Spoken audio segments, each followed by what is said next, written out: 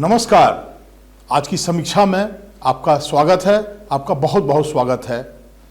आज की चर्चा करुणा और दया के ऊपर। मैं हूं आपका पीसी सिंह। आज की चर्चा करुणा और दया का मतलब है श्रीमती सोनिया गांधी के ऊपर। सोनिया गांधी ने जब कल खबर मैंने देखा तो अचानक लगा कि ये बहुत ही महत्वपूर्ण मुद्दा है, इस पर जरूर बात होनी चाहिए। खबर आई कि सुप्रीम कोर्ट ने राजीव गांधी की हत्या में संलग्न लोगों को रिहा कर दिया है और इस पे सरकार ने भी, मौजूदा जो केंद्रीय सरकार है और कांग्रेस पार्टी ने भी ऐतराज जताया है। ये लीगल मामला था और ये राजीव गांधी कोई मामूली शख्सियत नहीं थे और देश के प्रधानमंत्री थे और उसके बाद उनकी हत्या हुई है। तो वो बात जो सरकार कह रही है और जो कांग्रेस कह रही है उस बात तो समझ में आती है, लेकिन आप ये सोचिए कि वो महिला जिसकी पति की हत्या हो गई हो, आज वो कह रही है उसको उन्हीं लोगों की रिहाई की बात कर रही है, उनके बच्चे भी उनकी रिहाई कर। मतलब सोनिया गांधी ने एक बार फिर से अपना कद ऊंचा करके लोगों को दिखा दिया है। सोनिया गांधी को सैल्यूट करने का मतलब मन करता है। ये पहली दफा नहीं हुआ कि सोनिया गांधी ने ये जो त्याग और तप का जो उदाहरण प्रस्तुत किया है। आपको याद होगा कि जब से राजीव गांधी की हत्या हुई 1991 में और उससे लेकर पता नहीं कई वर्षों तक एक भारतीय विधवा की तरह दो छोटे बच्चों को अपने आंचल में समेट करके वो इंतजार करते रहे। चारों तरफ से आवाज उठ रही थी सोनिया गांधी को पॉलिटिक्स में आना चाहिए, एक्टिव होना चाहिए। वो जो नेहरू और गांधी परिवार का है उसकी जो विरासत को उसको कायम कर, लेकिन उन्होंने मतलब कितनी बड़ी बात है, कितने बड़ी हिम्मत की बात है कि इतने बड़े मतलब संकट के घड़ी में उन्होंने जो एक अपना कैरेक्टर दिखाया, वो एकदम जो हमारी परंपरा में, हमारे भारतीय परंपरा में ये एक मिसाल है। और दुख की बात यह है कि जब वो चुनाव में 2004 में, सोच लीजिए कि 91 में राजीव गांधी की हत्या होती है और 2004 में उन्होंने कांग्रेस को रिवाइव किया। ये कितने साल हो गए, कितने वर्ष हो गए, जिसे मर्यादा पुरुषोत्तम राम 14 साल का वनवास काट करके और माता सीता आई हैं, तो इससे यही टाइम था वो। और जब उनकी बात हो रही थी कि प्रधानमंत्री बन सकती हैं सोनिया गांधी, उनके पास उतने सीट्स थे कि वो प्रधानमंत्री बन सकती थी, ये सब लोग जानता था।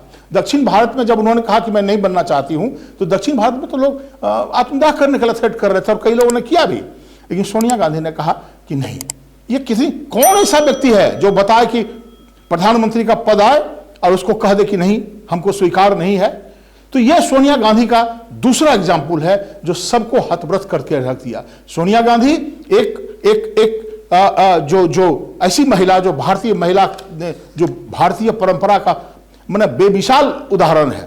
और उस जमाने में जबकि चारों तरफ से ये प्रहार हो रहा था कि ये विदेशी मूल की महिला, अरे भाई विदेशी मूल की महिला तो हैं, लेकिन मुझे एक प्रश्न ये मैं पूछना चाहता हूं कि राजीव गांधी आपके नेता हैं, आपके प्रधानमंत्री हो सकते हैं, उनकी पत्नी आपको स्वीकार नहीं, ये कौन सी बात हो गई? ये तो हमारे परंपरा का हिस्सा है कि जहां जो पत्नी होती है वो हमारे परिवार की हिस्सा हो जाती है। और अतीत में भी देखिए, हमारे माइथोलॉजी में देखिए, माता सीता कहां की रहने वाली थी? राजा जनक की पुत्री मां सीता। और कैकेयी, माता कैकेयी, वो भी तो बाहर की थी। तो ये सब इस तरह के बहुत सारे उदाहरण मिलेंगे। लेकिन जो उस परंपरा का निवाह करते हुए उन्होंने जो मिसाल पेश किया, ये काबिले तारीफ है। और इसीलिए जब मुझे ये देखा उनकी बात, जो उन्होंने जो इतना बड़ा हिम्मत दिखाया, तो लगा कि नहीं, ये कोई मामूली व्यक्ति इस तरह से नहीं कर सकता है। सोनिया गांधी ने इस तरह का उदाहरण प्रस्तुत करके अचानक, ये काम तो गांधी और ईसा मसीह ही कर सकते हैं, तो किसी दूसरे की बात ही नहीं है। ये तो सुनने ही में नहीं आता है। मैं तो भाई मतलब ये तो प्रभावित करने वाला मिसाल है। और राजनीतिक लोग इसको दूसरा कहें, उससे मतलब नहीं है। दूसरी बात कि आप ये देखिए, सोनिया गांधी ने जब उन्होंने तय किया कि मुझे प्रधानमंत्री नहीं बनना है, तो उन्होंने जिस व्यक्ति का नाम लिया, डॉक्टर मनमोहन सिंह का, उसमें भी बहुत बवाल मचा था। मैंने कई बार लोगों का सुना भाषण जो कहते हैं कि डेमोक्रेसी का हत्या हो गई। 2 टर्म मनमोहन सिंह देश के अंदर प्रधानमंत्री रहे। लेकिन मैं व्यक्तिगत रूप से इस बात को कहता हूं कि यह सोनिया गांधी का देश के लिए बहुत ही बहुमूल्य गिफ्ट था।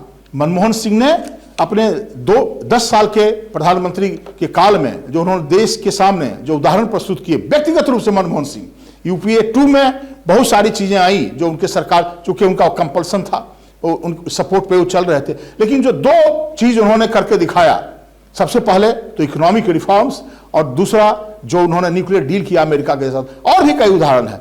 और सोनिया गांधी की ही तरह, जिस तरह से सोनिया गांधी कम बोलती हैं और काम करती है और काम करके दिखा दी, उसी तरह से मनमोहन सिंह भी। तो मैं तो इसको ये मानता हूं कि ये सोनिया गांधी का ये बहुमूल्य गिफ्ट है देश के लिए। और सोनिया गांधी ने कई बार जब भी मौका मिलता है, तो आप देखिए पार्लियामेंट में कभी भी सोनिया गांधी को कि वो बैठे, एक आम जो हमारे यहाँ के जो पॉलिटिशियंस हैं कभी रिएक्ट करते हुए बहुत मुझे कम मौका मिला है कि उनका मैं रिएक्शन देखता हूं।